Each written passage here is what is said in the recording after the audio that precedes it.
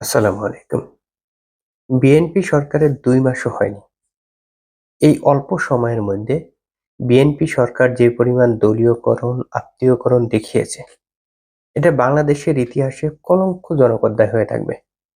অতীতে কোনো সরকারই এত অল্প সময়ের মধ্যে এত ব্যাপক পরিমাণ দলীয়করণ, আত্মীয়করণ করেনি, করতে পারেনি। ইতিহাসে এরকম নাই। এমনকি বাংলাদেশের যে সরকারগুলো নিয়ে আমরা সবচেয়ে বেশি সমালোচনা করি, তাদেরকে সবচেয়ে বেশি দুর্নীতিগ্রস্ত বলে থাকি, তারাও এত অল্প সময়ের মধ্যে প্রায় পুরো বাংলাদেশকে দলীয়করণ করতে পারেনি, আত্মীয়করণ করতে পারেনি। গতকাল বাংলাদেশ ক্রিকেট বোর্ডের নতুন কমিটি হয়েছে।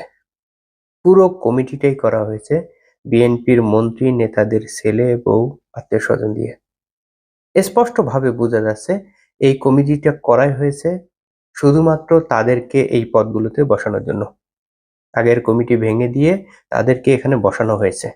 এর বাইরে আর কোনো উদ্দেশ্য নেই। অতীতে যে কমিটি ছিল সেটার কোনো দোষ নেই এবং তারা এখানে বসে ক্রিকেটের উন্নয়ন করবে এরকম কোনো উদ্দেশ্যই নেই। তাদের মূল উদ্দেশ্যই হচ্ছে তারা এখানে বসবে, এই পদগুলো দখল করবে। এর আগে প্রশাসনগুলোতে ব্যাপক রদবদল করেছে, সেখানে নিজেদের লোককে বসিয়েছে। কোনো ধরনের নির্বাচন ছাড়া ১১টা সিটি কর্পোরেশন এবং ৫৬টি জেলা পরিষদে নিজেদের দলীয় লোককে বসিয়েছে। কোনো নির্বাচন দেয়নি।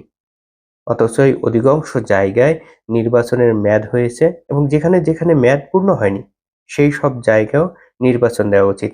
কারণ যারা নির্বাচিত ছিলেন বা ওই জায়গায় ছিলেন তারা পালিয়ে গেছেন। কিন্তু কোনো ধরনের নির্বাচন না দিয়ে বিএনপি এই সবগুলো স্থানীয় যে প্রশাসন আছে সেগুলো দখলে নিয়েছে। বাংলাদেশ ব্যাংকের গভর্নর হিসেবে যাকে নিয়োগ দেওয়া হয়েছে তার শুধুমাত্র একটাই যোগ্যতা, তিনি বিএনপি করেন। এর বাইরে আর কোনো যোগ্যতা নেই, কোনো ডিগ্রি নেই, অতীত কোনো অভিজ্ঞতা নেই। তার শুধুমাত্র একটাই যোগ্যতা, তিনি বিএনপি করেন। ৭টি বিশ্ববিদ্যালয়ে ভিসি নিয়োগ দিয়েছে।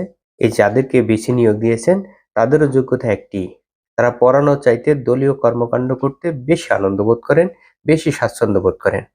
তারা বিশ্ববিদ্যালয়ে পাঠদানের চাইতে দলীয় কাজে বেশি সময় দেন এবং তাদের যোগ্যতা একটাই, তারা বিএনপি করেন। এর বাইরে তাদের আর কোনো যোগ্যতা নেই। এভাবে বাংলাদেশের প্রত্যেকটা সেক্টরে বিএনপি তাদের দলীয় লোক, নেতা, মন্ত্রী, এদের আত্মীয়-স্বজন এদেরকে বসিয়ে পুরো বাংলাদেশকে একটি দলীয় আত্মীয়করণের দিকে নিয়ে গেছে।